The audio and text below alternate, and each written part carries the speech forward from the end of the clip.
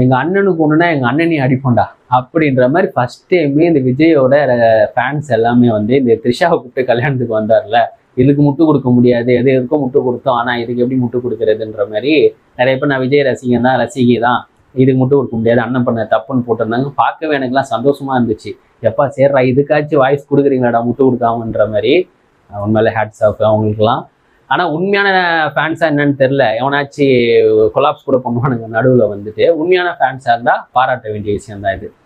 எனக்கு என்னன்னா வந்து இப்போ விஜய் வராப்புல அரசியலுக்கு ஒரு மாற்றம் வேணும், புதுசாக ஒருத்தர் வர்றாரு அவருக்கு போடலாம், ஒரு நல்லவர்ன்ற மாதிரி நம்ம ஒரு எண்ணத்தில் இருப்போம். ஆனால் அவர் என்ன தப்பு பண்ணாலுமே, அது ஊழலாக இருக்கட்டும், இப்போ இந்த டேக்ஸ் கட்டல அந்த விஷயமா இருக்கட்டும், இல்லை இந்த குடும்ப ரீதியாக பிரச்சனை வரட்டும், இல்லை வேற ஏதாச்சும் ஒரு பிரச்சனை அவர் மாட்டினா நம்ம கம்பேர் பண்ண ஆரம்பிச்சிடறோம். டிஎம்கேயோட ஏடிஎம்கேயோட இல்லை அதர் பார்ட்டிஸோட கம்பேர் பண்ண ஆரம்பிச்சிடறோம். கம்பேர் பண்ண போது அவங்க இவங்களும் ஒன்றா ஆயிடுறாங்களே. நீ புதுசாக வரனா ஒன்று நீ நல்லா இவங்களோட பெட்டராக இருப்பன்ற மாதிரி தானே நம்ம பார்க்குறோம். நீ பண்ணுற தப்புக்கெல்லாம் நம்ம முட்டை எப்படி கொடுக்குறோன்னா, இங்கே இல்லையா இங்கே இல்லையா இவங்க பண்ணலையான்ற மாதிரி பேசப்போது அப்போ எல்லாமே ஒரே இதில் தானே ஆயிடுது. இப்போ நீ என்ன பெருசாக நல்லவன்ற மாதிரி இல்லையே அப்படின்ற மாதிரி ஆயிடுது. என்னோட கருத்து இது. அதே மாதிரி விஜய் இந்த எலெக்ஷன்ல ஜெயிப்பாரா என்னன்னு தெரியல.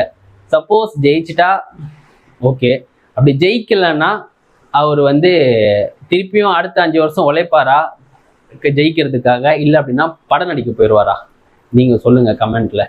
ஜெனியூனா சொல்லணும், இந்த சும்மா முட்டு கொடுக்கக்கூடாது. அவர் தான் ஜெயிப்பாரு அப்படி இப்படிலாம் சொல்லக்கூடாது. ஜெனியூனா ஜெயிப்பார் ப்ரோ, இல்லை ப்ரோ அப்படி அவர் ஜெயிக்காட்டியும் அடுத்த 5 வருஷம் அவர் உழைப்பார் ப்ரோ அப்படின்ட்டு ஜெனியூனா சொல்லணும். இந்த அசிங்கமாலாம் பேசக்கூடாது, கொண்டு கொடுவேன். டீசெண்டாக பேசும்போது டீசெண்டாக பேசிக்கணும். பார்ப்போம் கமெண்ட்ல என்ன சொல்றீங்கன்னு.